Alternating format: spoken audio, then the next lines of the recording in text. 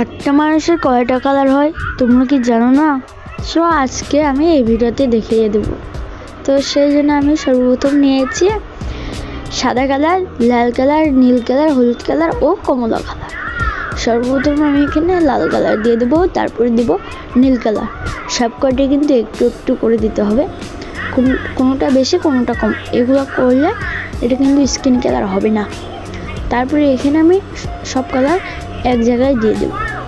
তারপরে আমি এখানে সাদা কালারটা দিয়ে দেব। আর এই সাদা কালারই কিন্তু এর মূল কালার।